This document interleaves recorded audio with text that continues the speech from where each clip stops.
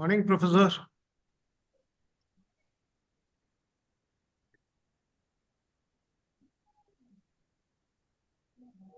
Hello. Morning. Hi. Um, I'm not able to hear you, Arun. Yeah, now I can hear you. Can you? Is it okay? Yeah. Yeah. Nice, nice. Thank you very much, Professor Subramanian. Good to see you. Morning. Very good morning. And it's absolute pleasure to host you for this talk that we've titled Vision 2047, Mhm. Unlocking the Potential for the Youth in India. This is sort of based on the latest book that you have authored, India at 100, which, though an economics book, is probably something anybody and everybody can read and understand. You made it so simple and so easy to read and understand, which is why I thought maybe we should look at something broader in terms of how it will be for the youth in India, especially the students at the university, as well as the staff and some of the administrative colleagues and board members who've joined. So, on behalf of the university, a very warm welcome. And maybe I'll take a few lines to introduce Professor Subramanian.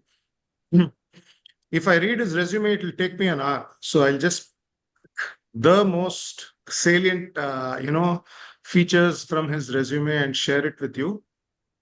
He's currently the executive director at IMF, responsible for 4 countries, including India. Prior to that, he was a professor of finance. He's on leave currently with the Indian School of Business in Hyderabad. He was also the chief economic advisor during our COVID times, and I think thanks to him, we were able to meet both the supply and the demand side. His book is very clear about how it has been dealt with, and I think that is what was the magic pill that he provided to India and India's economy during those 3 years. He's a graduate engineer from IIT Kanpur, electrical engineer, and he worked with TCS, then pursued his master's at IIM Calcutta, after which he worked with ICICI and with FIMDA, post which he went to the US to the Booth School of Business at the University of Chicago to pursue his PhD. And I have written down, in fact, that he received from his dissertation for his PhD was chosen for the Ewing Marion Kaufman Foundation Fellowship, which recognizes the top 15 dissertations in across disciplines. So, and then he also started his career as a professor at the Emory University and then moved on to ISB. So this is in brief about him. There's a lot of information about him on the Wikipedia and several websites. We are honored to have him. And sir, thank you very much. And I hand over the mic to you. Thank you very much, Arun. Thanks for such a very, very warm introduction. Whenever I hear these introductions, I'm always reminded of what Tyagaraja sang so beautifully, Endaro Mahanubhavulu Andariki Vanna Vandanamulu. There are indeed, India has been so fortunate to have so many souls that have contributed. I think this is, and I'd be happy to share this. Maybe during Q&A we can have some of these aspects as well. I think the opportunity to contribute to the nation I felt is not an opportunity of a lifetime. It's an opportunity of lifetimes, especially to a civilization as deep, as robust, as profound as ours, and to a population of 1.4 billion. I think that's what I'm always reminded of. So I think firstly, let me thank you all for inviting me to share my thoughts. I had the privilege of meeting Bala Periva when I was there, and Arun took me. I think the work that is being done at the university is something that is indeed commendable, and I'm very happy to contribute my small bit. Like that squirrel, put a small stone in creating the Ramasetu. That took Rama and the entire army to conquer Ravana. So in that sense, I'm also very happy to contribute that small bit. Uh, let me start by sharing an aspect I think which has driven a lot, driven why I've written this book. There's a beautiful shloka in the Bhagavad Gita, chapter 3, shloka 21, which I'm really inspired by. The shloka goes as Yad Yad Acharati Sreshtataha Tat Tat Evetaro Janaha Sayat Pramanam Kurute Lokastad Anuvartate. Yadyat Acharati Sreshtataha. Those of us who actually had the privilege to be able um, to sometimes be looked up by people, by others, actually Yadyat Acharati Sreshtataha, the behavior that we exhibit. Yadyat Acharati Sreshtadha Tattat Evetaro Janaha. Others actually, follow. And Sayat Pramanam Kurte, not just the words, but the actual proof of behavior, Praman, Lokastad Anuvartate. And I think that is something which is important. The motivation for writing this book is that, especially on the Indian economy, and having lived through that phase. Cynics are in very large supply, but visionaries are in very short supply. And the difference between a cynic and a visionary is that a cynic looks for a challenge in every opportunity. A visionary looks for an opportunity in every challenge. And I think it is important to look at the positives. And one can also look at it in a very philosophical manner. All of us human beings are imperfect. We're not divine.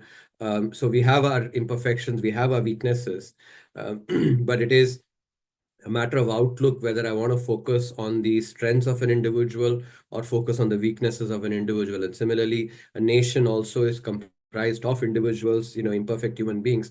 Therefore, there will be aspects that, the nation has to improve, but it's an aspect of focus, whether we want to focus on only the things that require improvement and keep running it down by focusing on the negatives, or do we focus on the positives? And I think that is what has really drove me to write this book. Let me start by giving a couple of examples, because many times in India we don't, you know, sort of we don't follow what has been happening, in other parts of the world. And I think the kind of growth episodes that other countries have gone through can indeed provide significant inspiration for us to be able to believe that we can do it too. So let me start with two examples. I'll take Japan as the first example, 1970 to 1995, 25-year period, because the book India at 100 is about what the Indian economy, can be, what is the potential that the Indian economy has, to be in 1947, in 2047, which is when we turn 100, which is essentially 22, 23 years from now.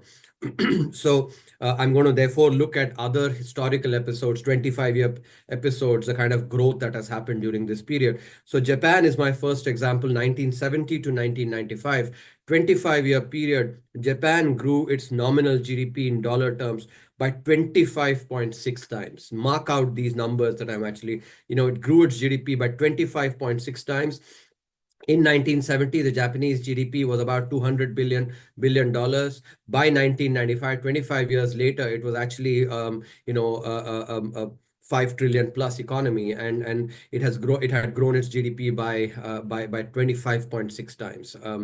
And I think during this period, the Japanese currency appreciated significantly, not depreciated, appreciated significantly. And by the way, I'd be happy to to share this anecdote is, Mr. K V Kamath, who actually, one of my mentors when I worked with ICICI, wrote this piece in the Times of India, a couple of months back. And that's where he covered this example to basically, he said that projection that I've made in the book is eminently doable, and he used the Japanese example to actually to motivate that, and I think it's something that I've actually used it ever since with his permission.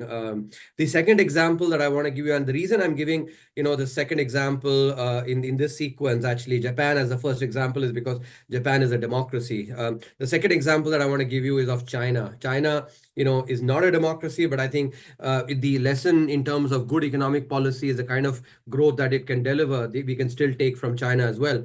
China from 1996 to 2021, again a 25-year period, grew its GDP in dollar terms, nominal dollar terms, by 22 times.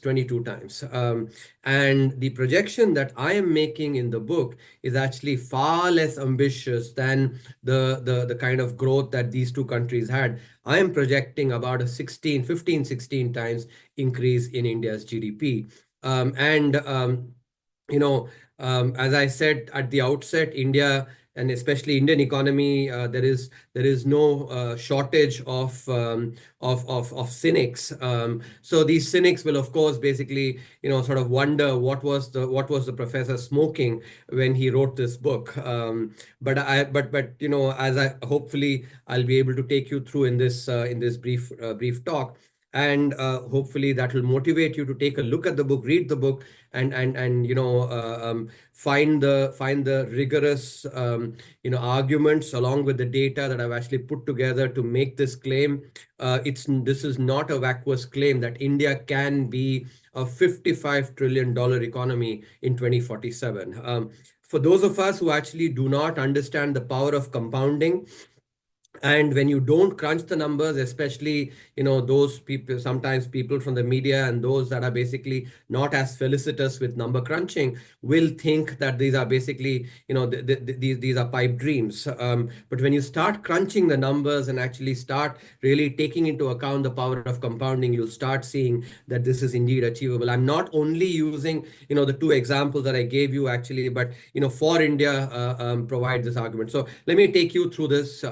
And I think I'll try and keep the talk not very, very detailed. The book is actually is almost 354 400 pages across 27 chapters. I've detailed all the things that India needs to do to be able to not only grow to this 55 trillion, but also grow in an inclusive manner, which actually is really important in a democracy, that the benefits of growth should not just accrue to a few at the top, but actually should percolate down as well. And I think for that, I've covered I'll not have the time to go through all of that in detail, but hopefully I can give you a flavor and through which I can hope, especially the students, to inspire you to actually read the book, because eventually, it is you all who will reap the maximum benefits of this growth in your career in the next 20-25 years. So let me just take you through some, I know it's late in the evening, 8 past 8. Not a very ideal time to do some mental mathematics, but I think as young students in particular, you should be ready to do mental stuff at any point in time, and that's why I'm going to use that as an opportunity to sort of do some mental gymnastics. So the bottom line that I have for India to deliver, from now on till 2047 is 8% growth on average. So people will say, oh, this year we're going to have a growth of 6.5%. Where is 8% growth going to come from?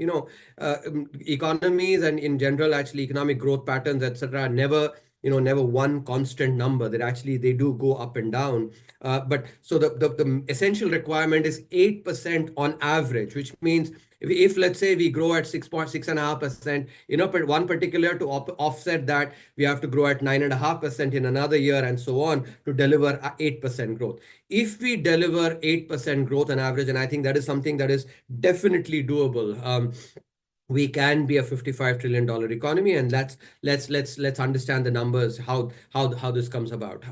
For that, I think I'll take a step back and sort of explain a couple of conceptual aspects.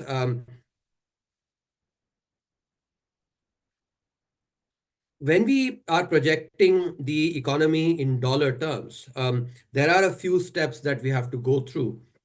The first is to project the project growth in real terms, and I'm sure you all understand the difference between real versus nominal. But just for completeness sake, let me mention that nominal is basically the amount that we carry in our pockets or the deposits that we have in our bank account, etc. That's just a nominal value. Real is what we can purchase, using what we have in our pockets or in our bank accounts. In other words, it is basically real goods and services that you can buy. And for those of you who are interested, one of the chapters that I'd written as a chief economic advisor, was titled Thalinomics. You can use that to actually understand the difference between nominal and real. If, for instance, in Chennai, if you, let's say, go to Adayar Ananda Bhavan, and let's say you have, a thali, if you have chapad, actually, let's say you pay 100 rupees today to actually have that thali with, with paisam and, poriyal and all those things, let's say this year. Next year, you will need 105 rupees, 106 rupees to basically have that same thali.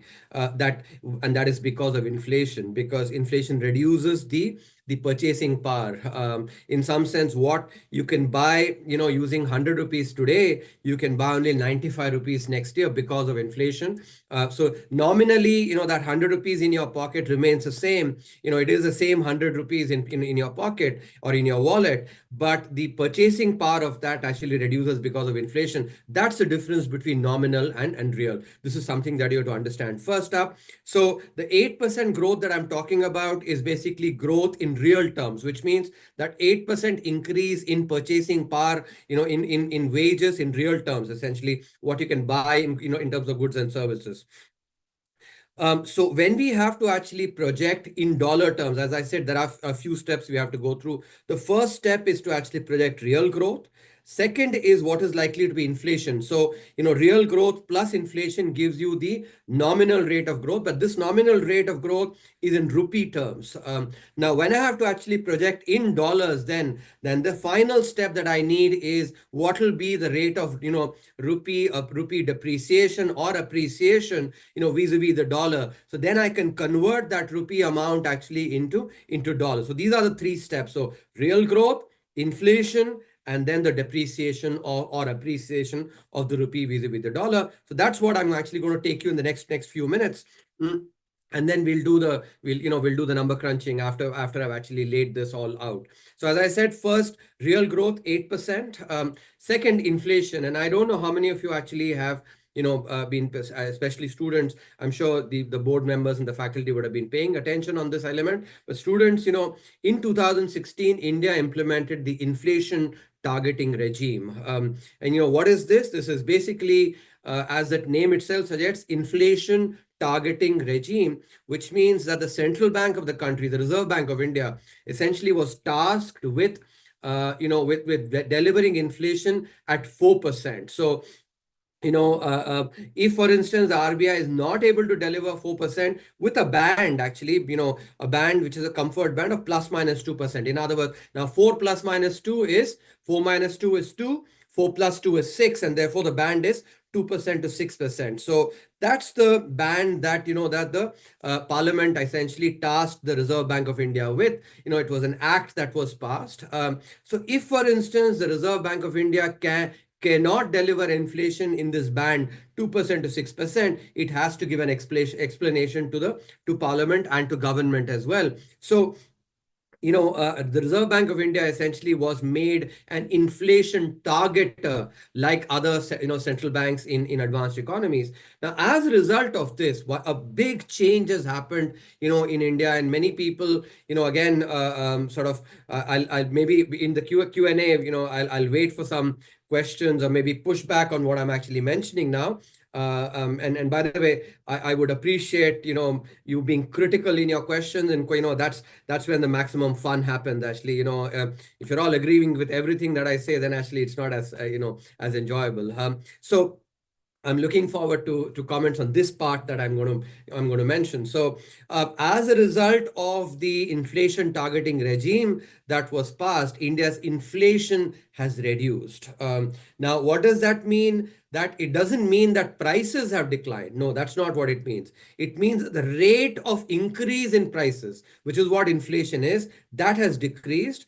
Prior to 2016, the rate of increase in prices, which is inflation, used to be above 7%, about 7.5%, with periods, especially following the global financial crisis, periods of double-digit inflation. In other words, if let's say today potatoes were, let's say, 50 rupees a kilogram, then next year they actually became like 60 rupees a kilogram, 20% inflation in some of the, and there were periods of double-digit inflation prior to 2016.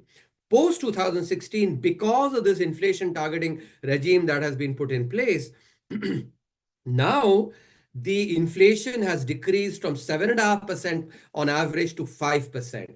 This is the part that actually many of you will say, oh, what is the prof saying? We still, when we go to buy our vegetables or our milk or, what clothes or whatever, prices are higher. Yes, of course, prices are higher.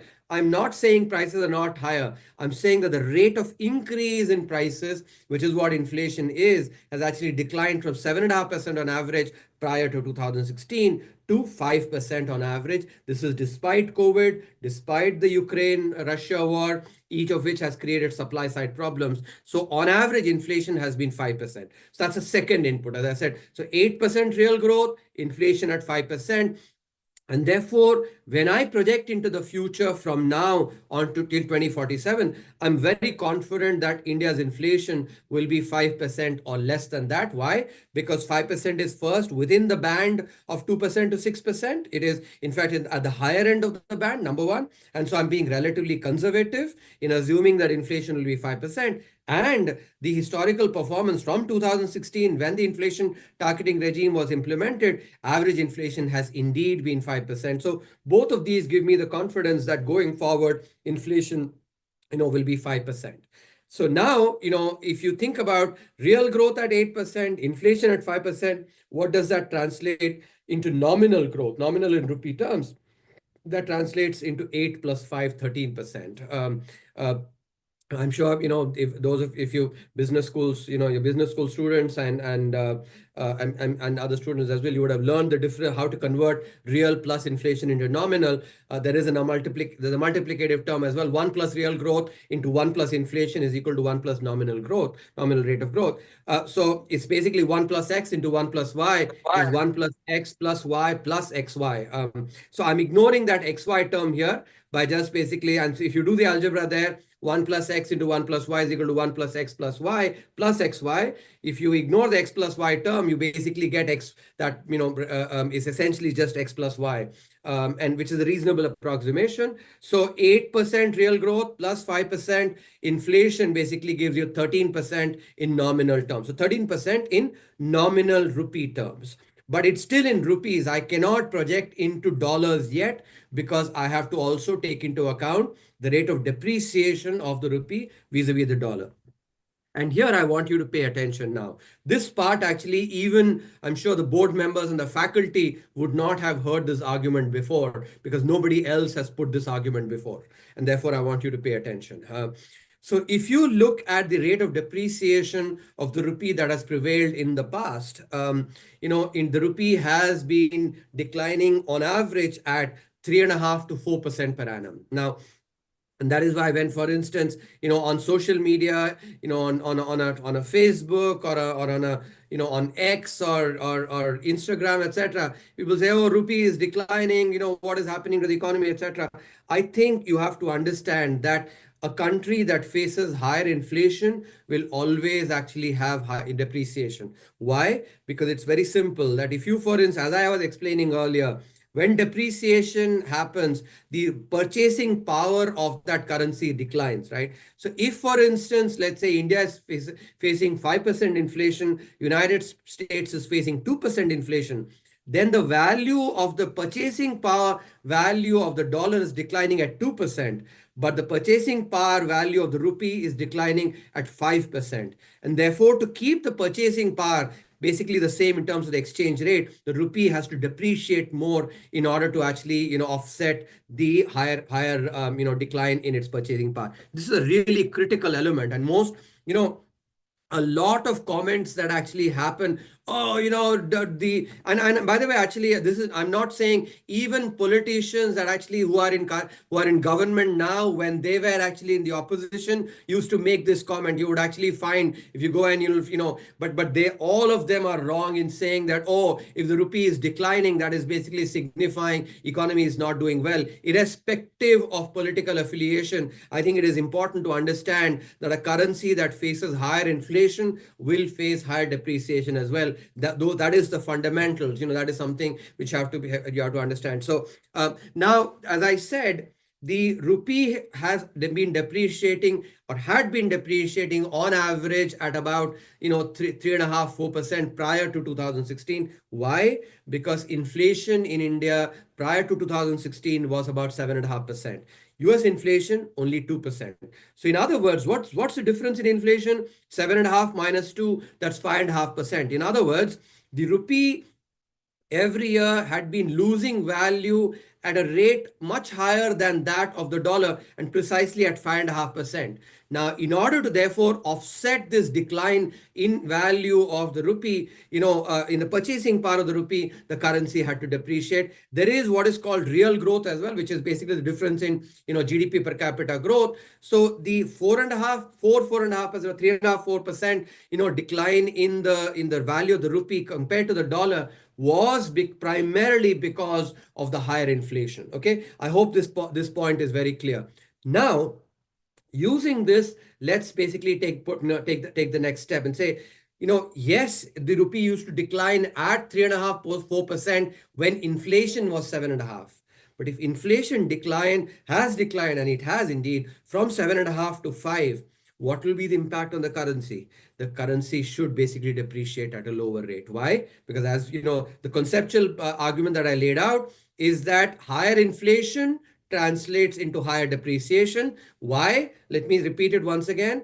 Higher inflation means that the currency rupee loses value more, at a higher rate. In order to offset that, the rupee basically has to depreciate more. But if it is depreciating at 5% instead of 7.5%, obviously then the adjustment in the value of the rupee has to be lower, right? It has to be lower by 2.5%. And that is why, going forward, I expect the rate of the rupee depreciation to be actually less than 1%. And this prediction, no one else has made so far. And it makes a big difference, especially, when I speak to investors here in the US, when I've given talks at New York, Chicago, Washington, DC, and even the West Coast as well. I really highlight this aspect because American investors basically care about their dollar return. And if the rate of depreciation is lower, then it means that their basically dollar return will be higher. So instead of the 3.5%, 4% rate of depreciation that prevailed in the past, going forward in the next 25 years, the rupee is likely to depreciate at around 1%. Okay. So we have the three elements now: 8% rate of growth in real terms, 5% inflation, that's 8 plus 5 in nominal rupee terms, and 1% depreciation. Now, depreciation reduces the value of the rupee vis-a-vis the dollar. So you have to subtract that in order to get the dollar rate of growth. So 13 minus 1 is 12%. So as you can see, we've seamlessly gone into the mental mathematics now. 8 plus 5, 13, that is nominal growth in rupees, minus 1, that's 12%. Now, let me share a rule that is very useful. After finishing your studies, you will go work, you will be making your investment. So a very simple rule that basically tells you how many years it will take for your money to double is essentially the rule of 72. You divide 72 by the rate of return that you are likely to get. That tells you the number of years it will take to double your money.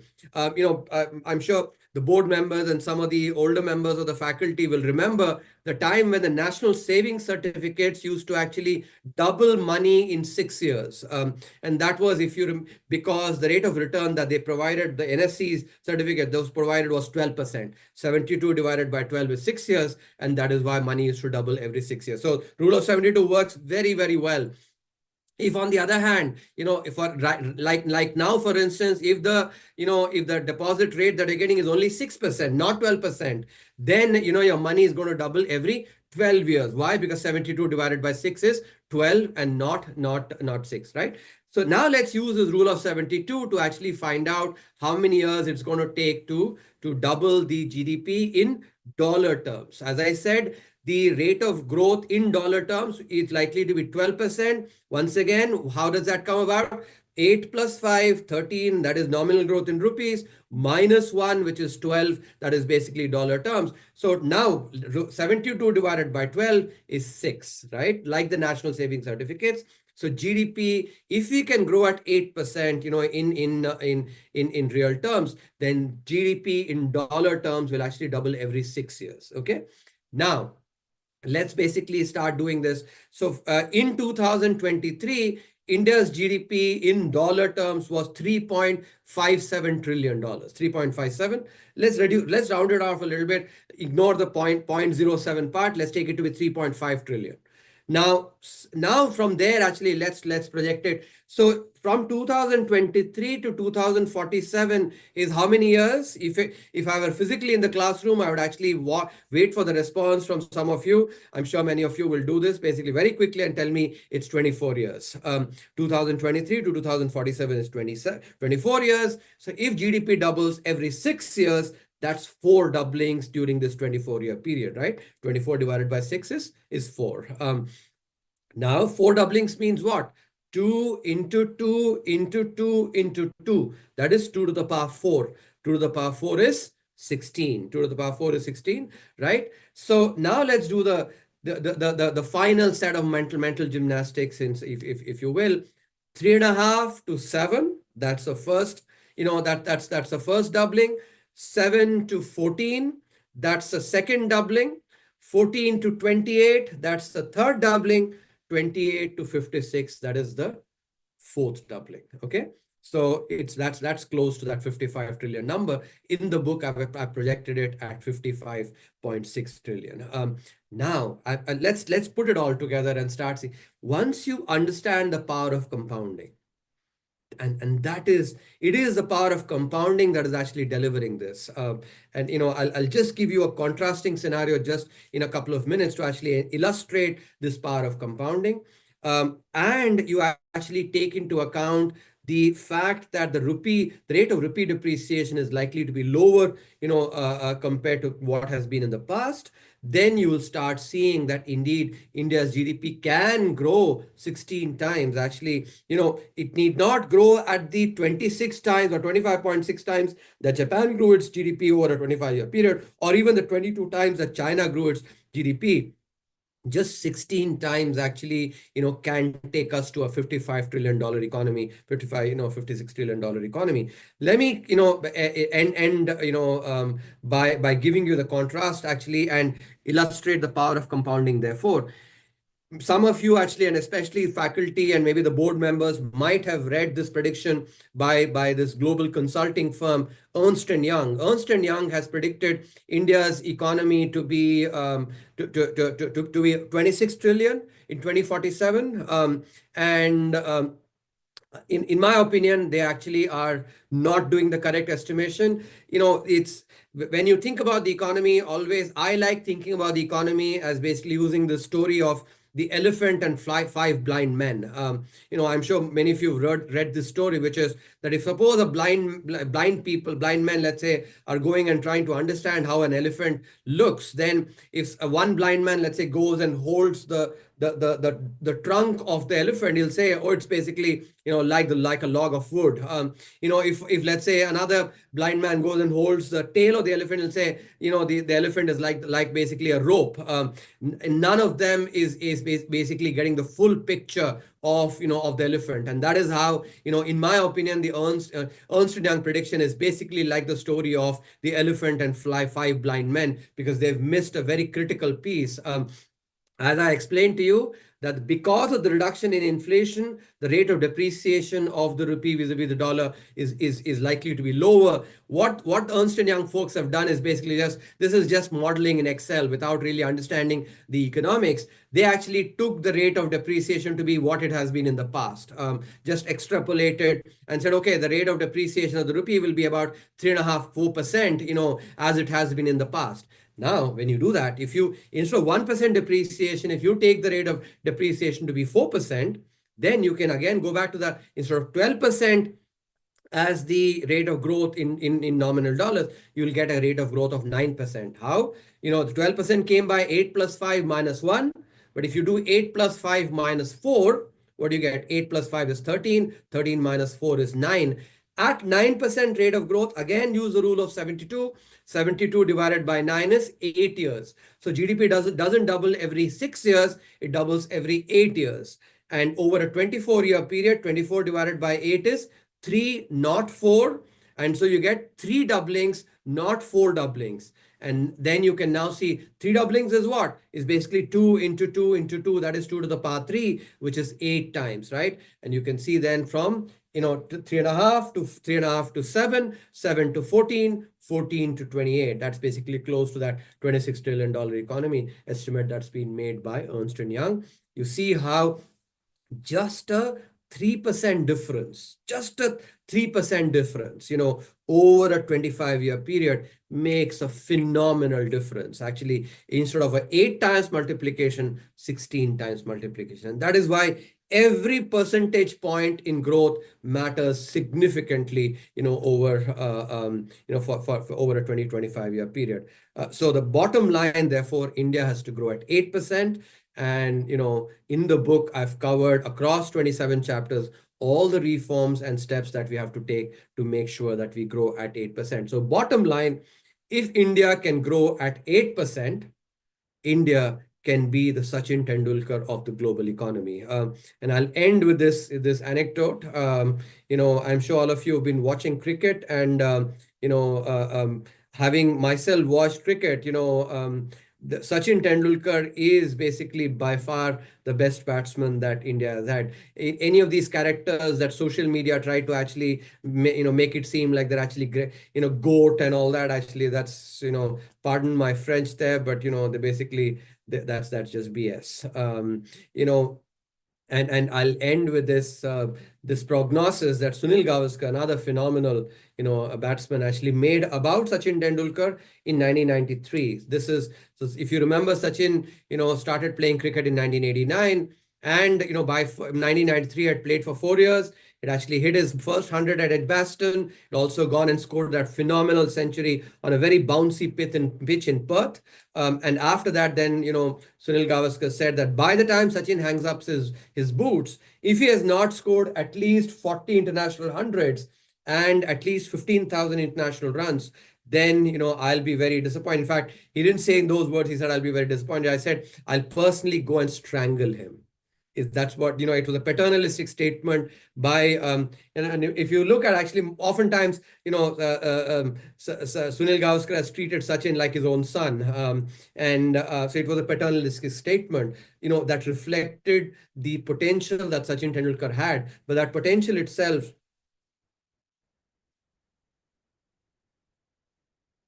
okay. That potential itself was assessed based on past performance. And in a similar way, I also am assessing I have no claims to be Sunil Gavaskar, neither of the economy, certainly not of cricket. But in a similar way, India has grown at 7%, on average since 1991, since the liberalization. And during COVID, which was similar to the bouncy track, like that on Perth, India did hit a century, and based on that, therefore, I can actually assess, that India has the potential to be the Sachin Tendulkar of the global economy. But, and this is the most important but, just because Sunil Gavaskar said that Sachin can score 40 international hundreds and 15,000 international runs. So, Sachin did not go on to actually score, 100 international hundreds and 30,000 international runs. He had to work very hard. Similarly, the Indian economy, also Indian policymakers have to work very hard, especially at the state level. State level reforms are really critical. And all of us as citizens, we have to push basically, our policymakers to do these reforms to deliver 8% growth. If we do that, once again, I can say we have, we have the potential to be the Sachin Tendulkar of the global economy. Thank you very much, and hopefully I didn't bore you all too much. Oh, it was a fantastic talk. Yeah, it was like you could have gone on for another 45 minutes, and we would have still been wide awake. It was so clear. Great. Thank you. I'm happy to take questions. Yes, we have some I just questions online yeah. that have been sent to me. And at the same time, I would also request if, the people who are on the Zoom link, if they would like directly ask Professor Subramanian something, you could start with that and then I'll read out the questions. That was a brilliant conversation. I mean, I really enjoyed listening to you, Professor. I'm going to ask a very micro question, and it was all macro. What do you think we in Kanchi University should be doing to contribute to this at our level? Because we are serving Excellent. rural India. Excellent question. I think, so I don't know whether how many of you had a chance to, there's an op-ed piece of mine that has gotten published in Times of India today. Students can take a look. The answer to your question, actually, part of it resides in that op-ed that I've written today. Two, three things we can do. One is that this op-ed piece, actually, in this, I talk about how there is a large section of our polity that portrays wealth creation and wealth creators in a very negative light. And I've not held back my punches, and I've actually said this is a relic of Nehruvian socialism, which, by the way, neither socialism nor communism are Indian ideas.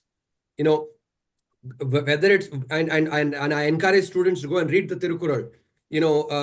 Tiruvalluvar actually 3,500 years back talks about how basically he says that wealth is that lamp that actually can remove the darkness of poverty. He talks about how if you want to destroy the pride of your opponent, become rich. He says, but become rich, by ethical means. He said, if you want your wealth to actually not just be with you, but for generations, then do ethical wealth creation. I think 3,500 years back. Similarly, in the north as well, Kautilya actually, in the Arthashastra talks about actually wealth and asks basically the king to remove all obstacles to doing business. The reason I'm pointing this out, and even more, sort of common. If you, I'm sure many students in Kanchi University will be learning, for instance, the Vedas. I hope you are, because there's such profound depth to actually to our to some of these scriptures. If you chant the Sri Suktam, for instance, the Rig Veda, which is the oldest document known to mankind.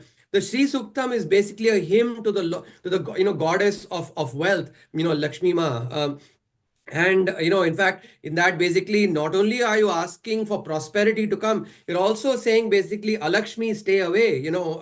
And that is the culture, right? That's the culture. The reason I'm actually I'm sort of giving you this background. You might be wondering, am I answering your question? I am answering your question, but actually, it is important. The biggest service that our students can do is to actually become entrepreneurs, wealth creators, and provide jobs to basically, that is the biggest service that they can do. I'll be the first person to accept that no policy maker actually contributes as much to the nation, no politician contributes as much to the nation as wealth creators and especially entrepreneurs. Why? Because they produce jobs. And I think that is something that is, so the best service our students can do well for themselves by creating wealth, but not just go and work. I mean, look, I actually will be honest to admit, I don't have the stomach to actually take the risk of creating a firm. I maybe typical South Indian mentality of, I want the certainty of a salary on the 31st of month.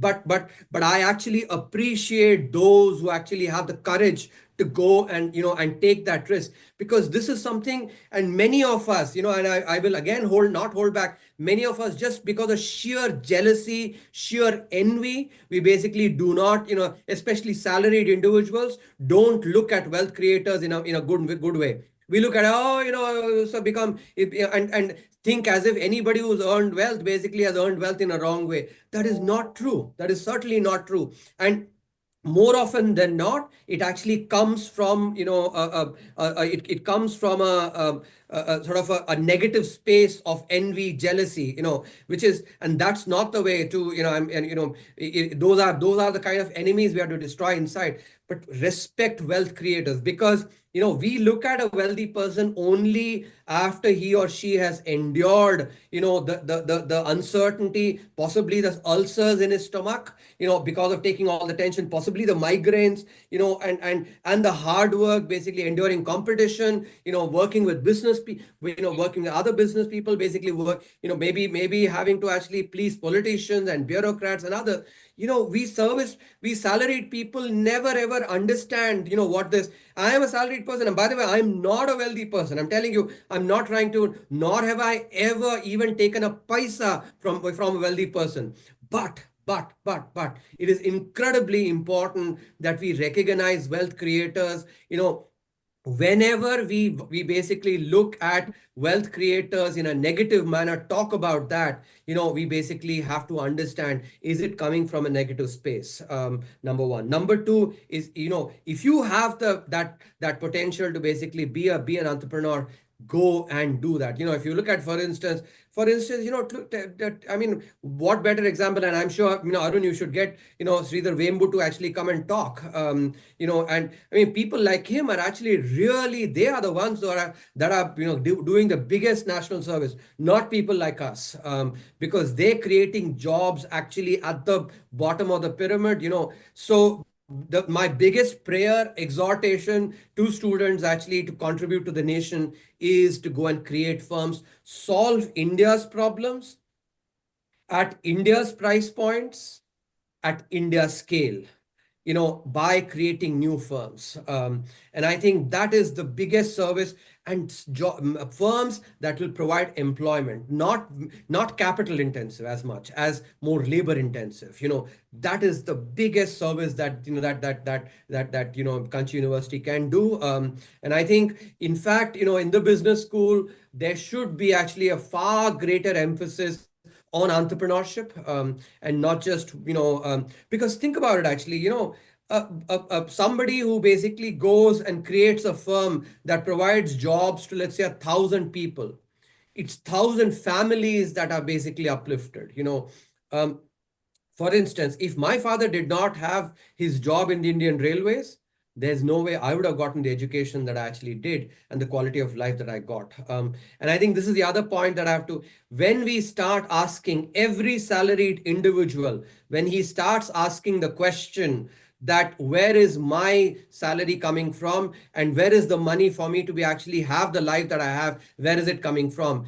At the core of every salaried person is somebody who's basically put his or her wealth to create the firm. And that is why, and this is what, so I think the biggest mindset change is us salaried people basically, need to really start understanding that we are not contributing as much to the nation. It is the entrepreneurs that are contributing, that culture of entrepreneurship actually, and which India has been famous for, the Chettias and, such phenomenal. I think we need to be respecting them, and actually, and not look at them with jealousy, and look at them with gratitude, absolute gratitude. I think this value, of imbibing this value, and the risk-taking ability to actually go create firms, That's the biggest service that you can do.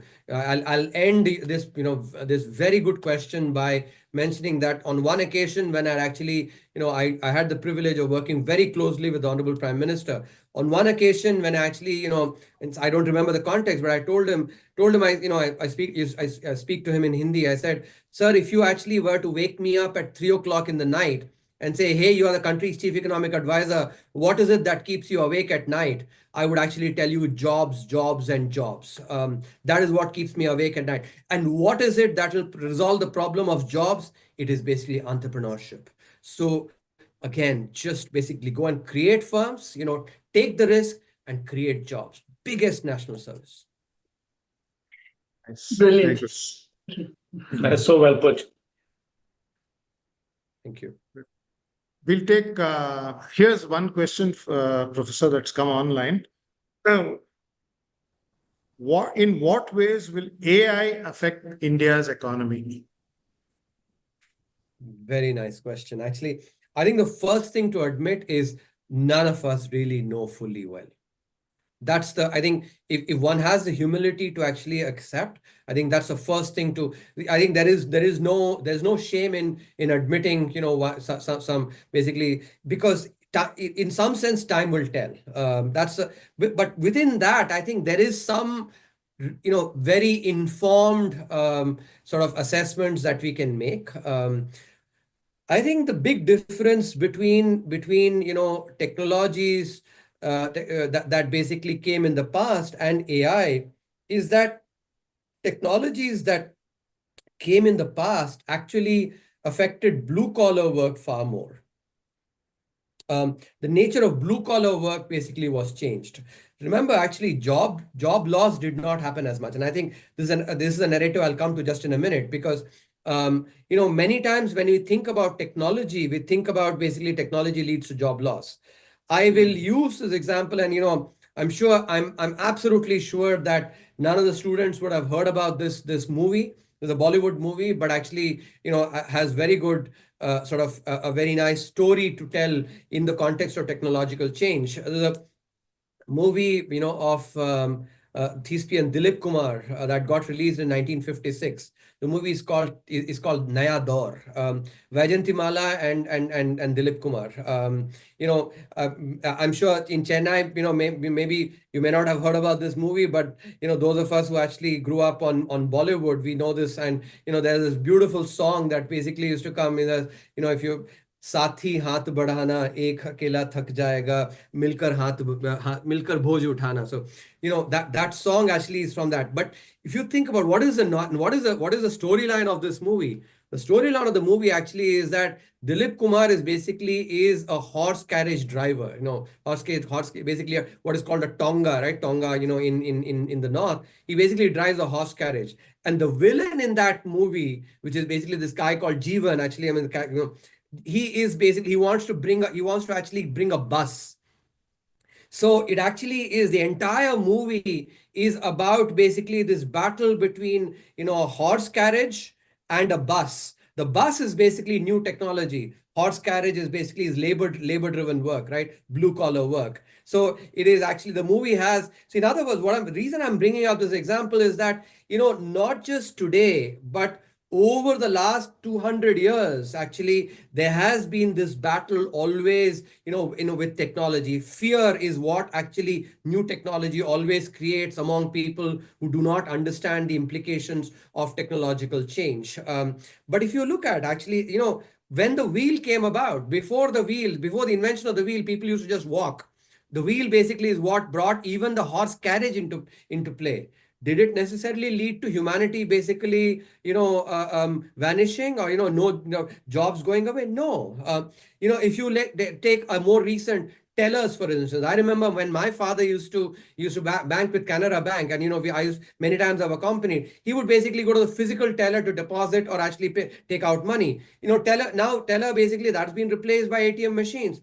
Did that lead to significant job loss? No. Actually, yes, the physical activity of basically dispensing cash or taking cash was replaced by the ATM machine. But when you look to take into account the full supply chain, which is the manufacturing of the ATM machines, people who transport cash, the driver that drives that vehicle, the security guard that actually stands outside the ATM machine. When you put it all together, it did not necessarily lead to job loss. It led to job transformation. And I think that is something that is really important to understand. So overall, technology in the past has always been one that has transformed the nature of blue collar work. This is where AI is different. AI will transform the nature of white collar work, and that is in that sense this is different. For instance, the software coding now actually will not be as attractive. That I can tell you. For Arun, when he introduced me, mentioned I my first job was with TCS. I actually worked on Oracle 7, and I actually coded on SQL forms.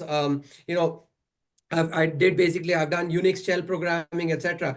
But people, that kind of work, or I mean maybe others actually, that will get replaced. Today, for instance, when I use ChatGPT, and sometimes I use ChatGPT for some of my research as well. I basically, I can tell you that if I have a particular thing to do on basically some empirical analysis to do, I actually say ChatGPT provide me Python code for basically doing this. It provides me Python code, and of course I have to check it. I have to and in fact then I say, oh, instead of Python, give me code in Stata. It gives me Stata code as well. So that is where actually the difference, the nature of white collar work will change, and therefore I think it can be indeed a blessing for us. That the problem with Indian IT sector and ITS sector is that we've always thought about basically being the backroom people who actually have provided these services for the Western companies to basically generate products. I think today we should now think about basically generating those products, because this is one area where just that plain coding job actually will be something that will not be as attractive anymore. But I think, for instance, people who basically test the code that a ChatGPT produces, I think that will definitely be useful. That will be required, because many times I myself have checked the code that ChatGPT generates. Actually, it's maybe 60% correct, 60%, 70% correct, but not fully correct. And so you have to actually, so the nature of jobs will get transformed. That's what. But I think either complacency or fear, either of those two extremes is not the right way to react with any technology, be it AI or any of the previous technologies of the past. Will you be able to take a couple of more questions, Prof? Yeah, I have time. You have Go time. ahead. Okay. So I deliberately actually kept my talk to be shorter so that I can answer questions. I have time. Super. So the question that's been asked here is, if we look at the economies of China and Japan and Germany, three nations where Germany and Japan were totally annihilated in 1945 after the World War II. China was not a great economy anyways. Yes. And in those times, and if you compare it with the currency of those countries with the US dollar, so Chinese yuan, Japanese yen, and the German mark, followed by the euro. At that time, it was the mark. Yeah, Deutschmark. The correlation of the currency in terms of its its value with the US dollar versus the economy, there is a variance in all these three countries. Mm-hmm. Is it because everything is empirical in economics, or is it because we didn't have proper rules then? That is the question. No, it actually is. It's not just empirical, it's conceptual. As I remember, your currency change actually is, as I was explaining, for the rupee itself, it is determined by two things. One is when you take basically the currency change, right? So for instance, if you today, let's say it's 86 rupees to the dollar, or maybe a year back, basically, or 2 years back, it was 78, right? That is the nominal value of the currency. Now, when you look at the change in the nominal value of the currency, that is comprised of the change in the real value, which is basically, in other words, capturing purchasing power, and the difference in inflation. So when you look at these three countries, actually, Japan, for instance, actually had significant currency appreciation. Why? Because, Japan actually faced very, very low inflation, during this 1970 to 1995 period. China, on the other hand, did not have as low inflation, and therefore its currency, plus the Chinese currency, was also not a free float. It was actually a managed currency. Till recently, they in fact actually had they kept it. It was a pegged currency as well. So the nature of the currency itself, also currency management, also different.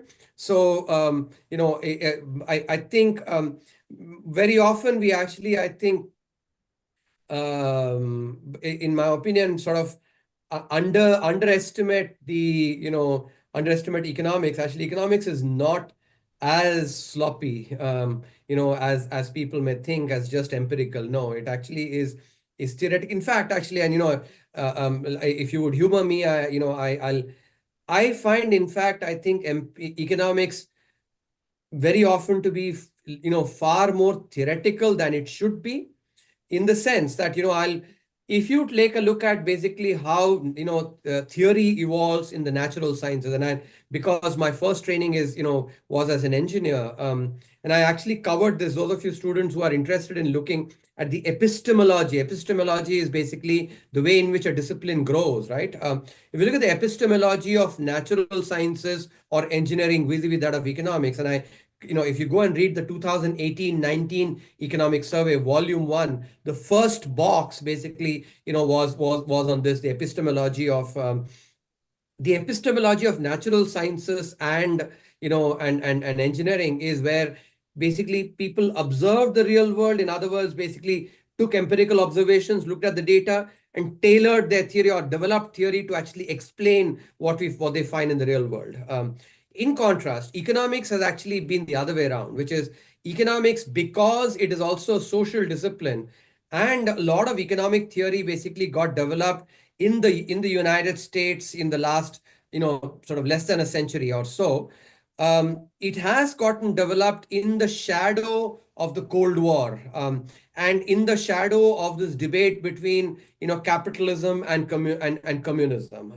So as a result, economics, especially the economics that all of us learn, has actually started with this theory of every individual is very perfectly rational, everybody is maximizing utility, blah blah blah. It's like assumptions which actually follow from quote unquote capitalistic thought, or basically this sort of this free enterprise. And therefore, and that's why many times economics has far more puzzles, because we've created these models based on very, very idyllic assumptions, and many times the predictions that those deliver do not fit the data.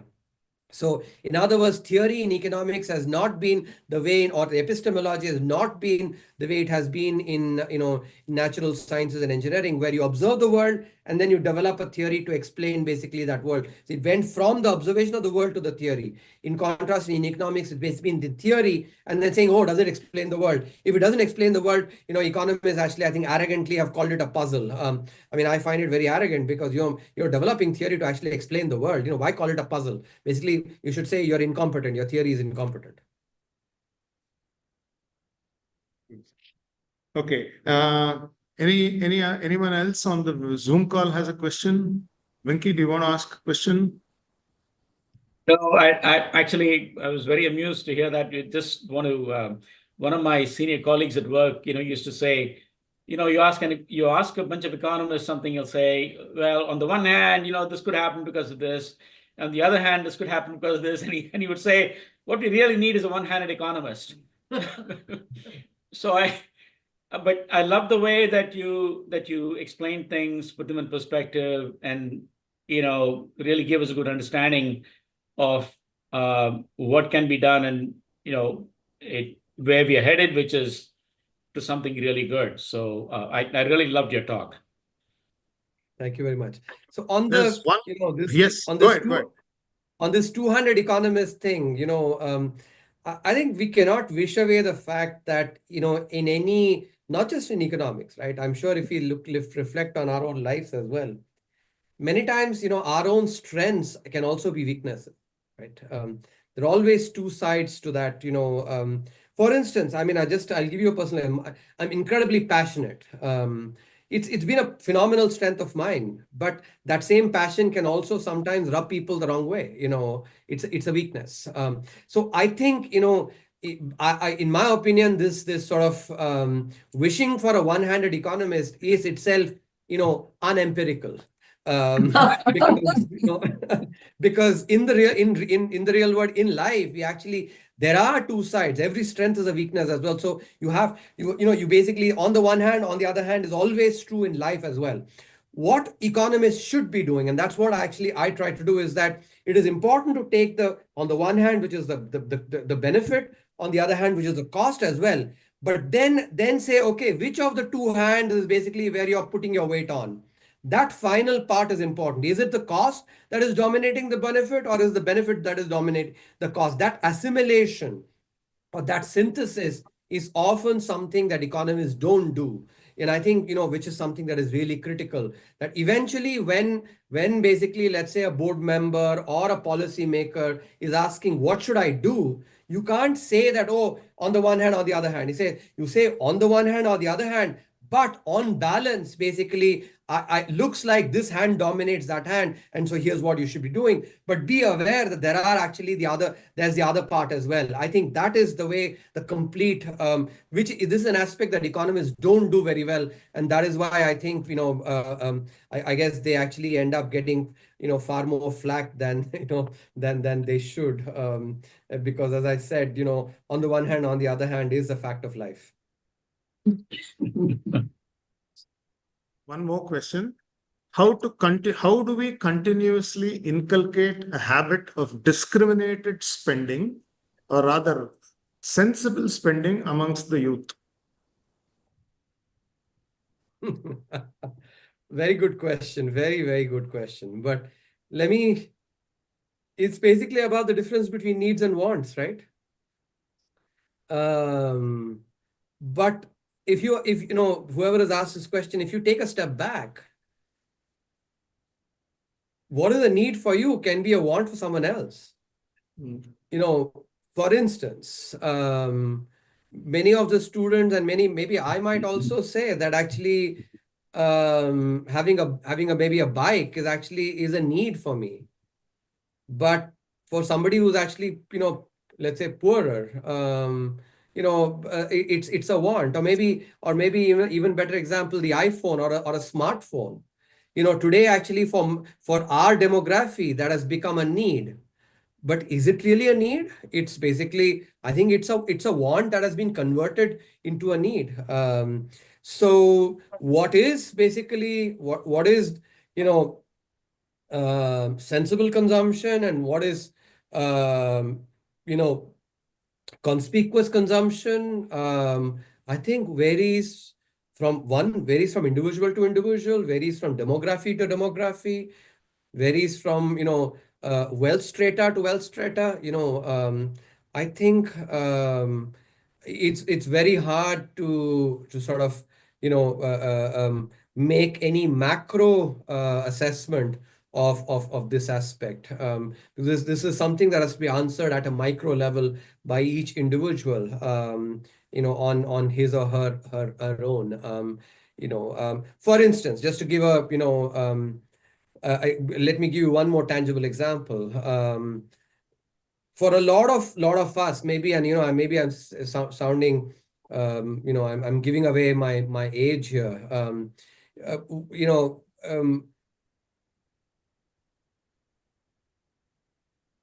Going out to eat maybe every weekend, which is something that, let's say, maybe the young generation, needs to do, is, for me, it's not even a want. I can share, left to myself, I would not eat even one time outside. I would always eat at home. That's not even a want for me, but it is a need for my kids, for instance. And so can you even basically then talk about what is the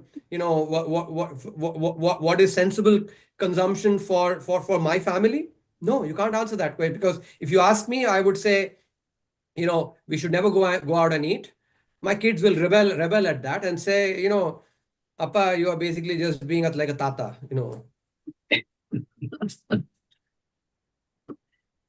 Correct. Good. One more question. Can we take another question, Prof? No Go question, ahead. Viklama? Okay. Yeah. So with Trump's views on BRICS, what will be its impact on the BRICS group and on the Indian economy? Or is it too early?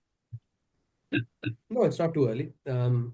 I think, are we being recorded? Yes. Should we do it offline then? Okay. No, I'll tailor my answer accordingly then. Okay. If you are not being recorded, I'll give you a different answer. Okay. But because if you were not recorded, I could have shared some, inside aspect given the vantage point that I occupy at the IMF, board of the IMF. But I'm going to skip that aspect. But I can tell you that I think one aspect which is basically the dominance of the dollar, that is something that I, at this point in time, cannot foresee, that dominance basically being undermined anytime soon. It is basically, in some sense, the TINA factor. There is no alternative. And I think, so the BRICS, a lot of the dynamic actually has been in the context of the dollar, and I think that is something which, as for India and the impact on the Indian economy, I can tell you that the Honorable Prime Minister, and President Trump, they get along really well, and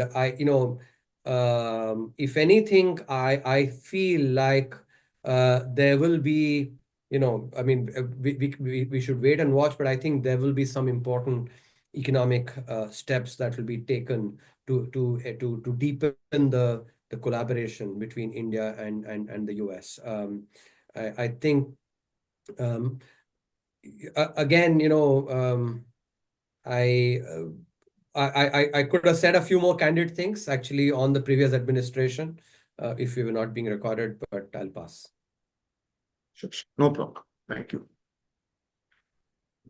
This is the last question that we have. Let me try and read it for you. If you compare the currency of the rupee versus the dollar and the price of tuar dal, so it's 2011, 2015, and 2024, the years.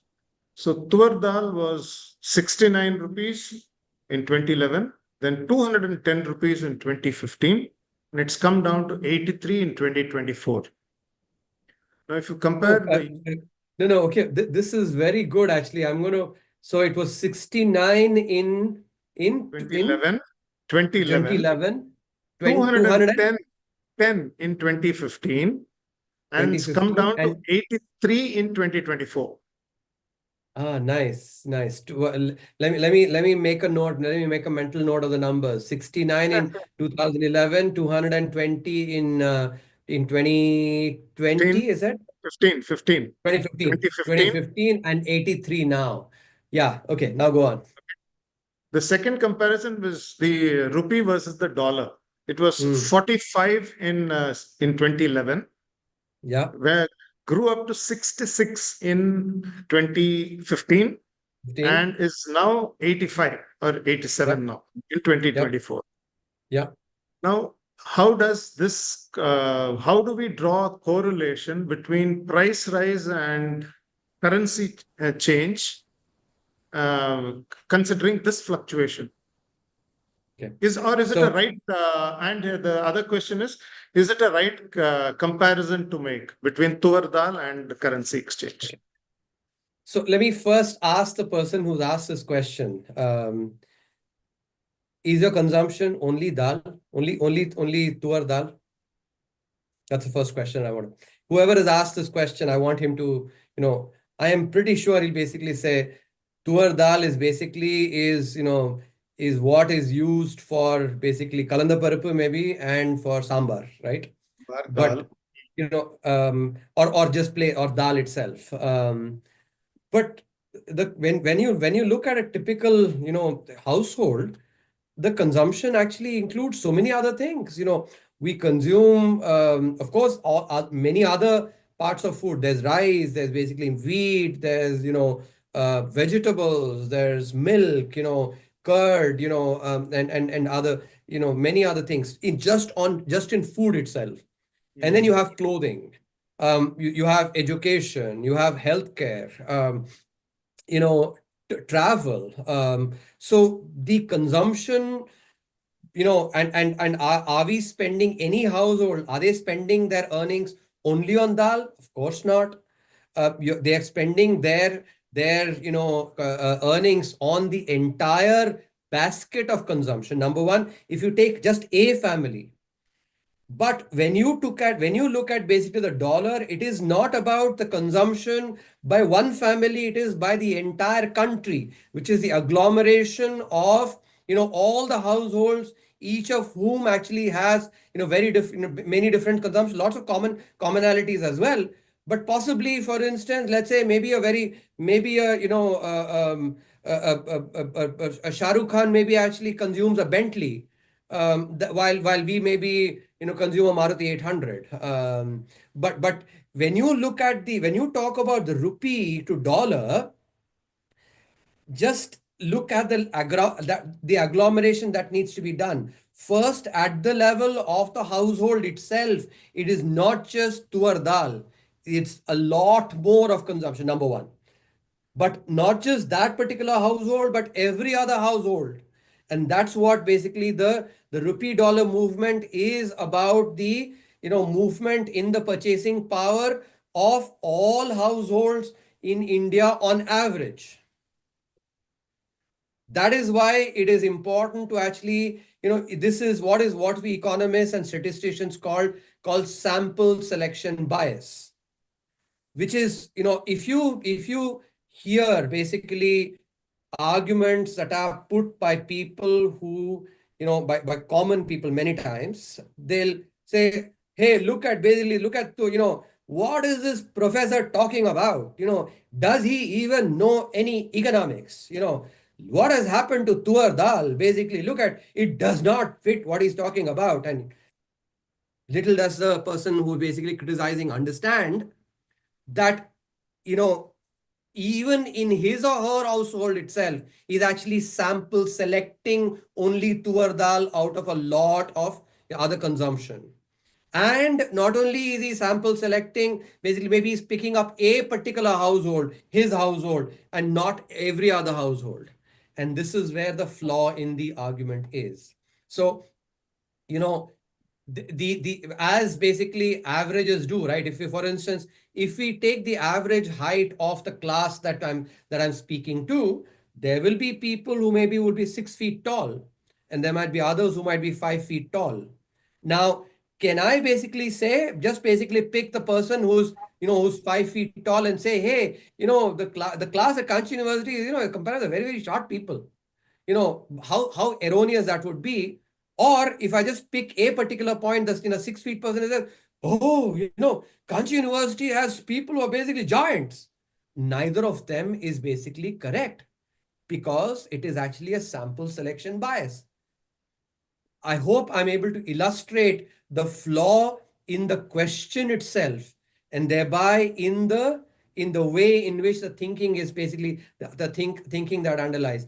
When we think about stuff at the macro level, I'm not talking about economics, I'm talking about in general stuff. You cannot basically be using the experience of a particular individual or a particular item or a particular household or a particular state or a particular district. You cannot do that. You have to actually take the entire, and this is where the flaws in thinking come. And by the way, because we've talked about these flawed thinking, something that I highly recommend students to read is this book by Daniel Kahneman, Thinking Fast, Thinking Slow. Talks about all the biases. Actually, 99.99% of humanity does not think well.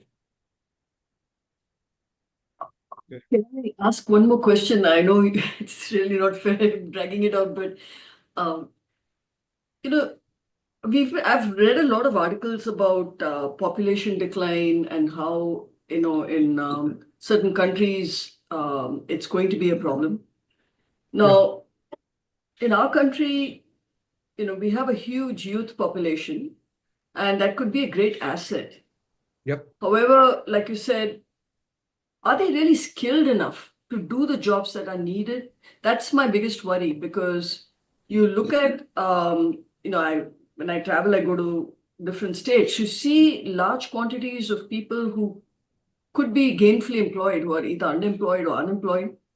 And how do you get both? And I know you said jobs is very critical. So how do you get both the training and the jobs to these people? We were very lucky with the internet, with the earlier boom, because we had the English speaking people, we had the universities that could churn out, the coders. But what do we do with the large population of young people? How do we get the jobs to them, and how do we get the training to them? That was. And You know, maybe I'll just add to it. What are the sectors we can think of will be nice and relevant to make or build entrepreneurs? yeah. The question that you've asked actually is something that I've covered across 5 or 6 chapters in the book. And so a comprehensive answer to this will basically require another 1 hour session. But I'll try and give you a sort of a flavor of the... So, by the way, if you're interested, the chapter that I would highly recommend, there's a chapter on education that I've written. There's the last chapter in the book. There's a chapter on jobs. There's a chapter on manufacturing, make in India. So those are all some of the relevant chapters that actually. There's also a chapter on relating to basically entrepreneurship, innovation. Some of these are also quite critical because job creation will require all of these aspects. So I think, see, again, this is who I am as a person. Actually, I like looking for opportunities in a challenge. I'm not denying that there is a challenge here, but there is a phenomenal opportunity as well. I think that opportunity is to basically skill our people. But skilling programs in India actually have very often been things that have basically been designed by bureaucrats. Who,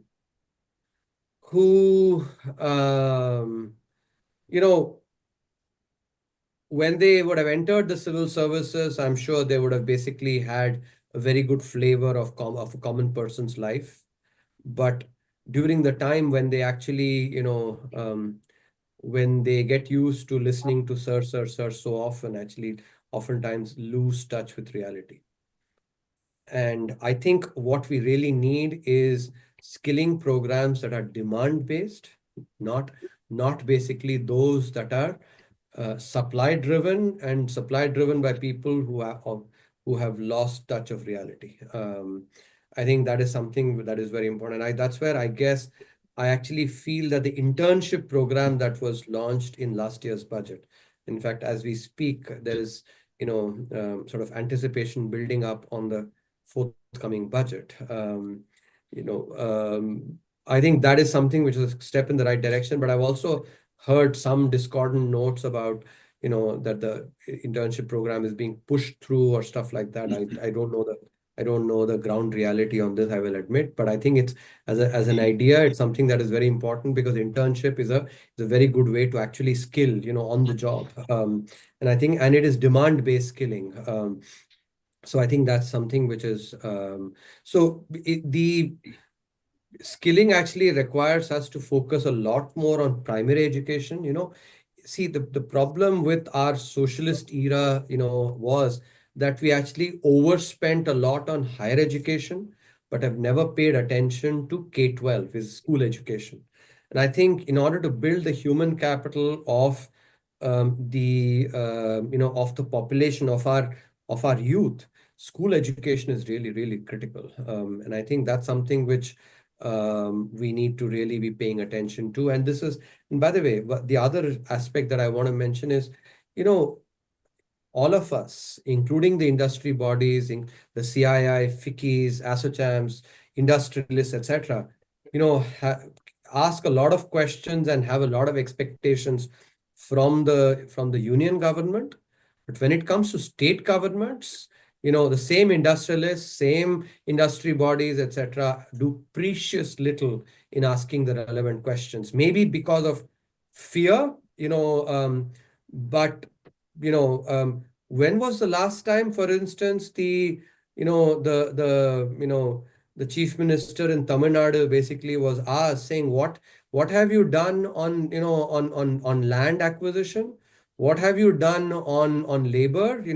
What have you done on ease of doing business? What have you done on skilling? What have you done on education? These are all state subjects. What have you done to basically reduce the travel time? I'll actually share this. When I visited Kanchipuram, actually, while coming, Arun and I, while driving back, a 23-kilometer distance actually took us like 3 hours, 2.5, 3 hours. That is abysmal. The same 23 kilometers is basically 15 miles. Here in Washington, D.C., I can cover that in 20 minutes, 25 minutes. Whose responsibility is this? It is basically the municipalities. But we know very well state governments do not give municipalities any power, and therefore it is the responsibility of the state chief minister. When do we do all industrialists? When do we ask the question of the state chief minister, sir, actually to make quality of life better? We basically give such easy life to our state policy makers. And I have no hesitation, in questions being asked of the central government. I've been part of 4 budgets, but after every budget, the chief economic advisor, the finance minister, and the secretaries, we would go and explain to CII, FICCI, ASSOCHAM, all the industry bodies, and actually go to media explain. But which state government does that? And why doesn't CII, organize basically CII, ASSOCHAM, FICCI? And I know I'm being recorded, and I'm therefore deliberately putting this on record so that the CIIs actually of the world, ASSOCHAMs actually, and the industry stalwarts can basically ask these questions. Why should basically this kind of thing prevail? These are responsibilities of the state government. By the way, but this is something which I can share. State governments actually, if they want to do, it's far easier for them to reform, because once a state, in this thing, there isn't as much media attention, questions don't basically get asked. Oftentimes, the sort of the kind of opposition that happens in Delhi is not the kind that happens actually at the state government level. So, but yet, us as citizens, we basically expect all the expectations of the central government and almost zero expectation of the state government. This has to change. And I've taken a bigger sort of import from your question, but I think that is something that I think is really critical. It is circling back to what I said. Sachin Tendulkar had to work hard. The part of that hard work has to be done by state governments. I have no hesitation in saying that governance in the states is basically leaves a lot to be desired. Governance at the central government level is far better, but state governments actually need to really now start basically, and that will not happen in a democracy. It will never happen unless the voters and the citizens, and again, go back to that shloka, Yadyat Acharati Sreshtataha, the Sresht, those who are sitting on the boards of CII, those who are basically part of, ASSOCHAM, CII, FICCI. If you don't ask the questions of the state governments, who will ask? Yar pa ke pa.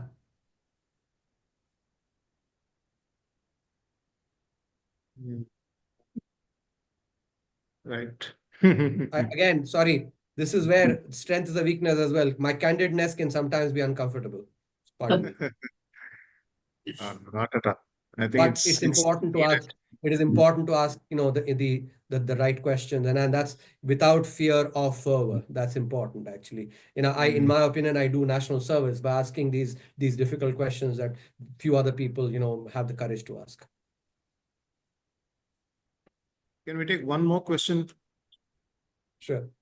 Okay. What are the sectors you think can create entrepreneurs? Can you name 2 or 3 sectors and how we should Manufacturing. approach it?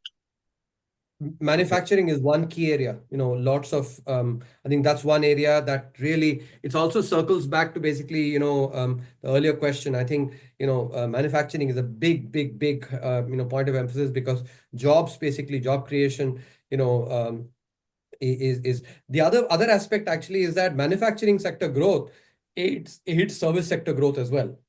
There's basically, I've covered this in the book. And so manufacturing is a big area of, even I think on the other big area that I think, tourism. Tourism. If you, for instance, I'm sure many of us have basically visited other places. I'll mention this. In 2000, this is basically, so 24 years back. I remember actually going to London for the first time, and actually and we had to pay 25 pounds to basically go and wash the toilet of the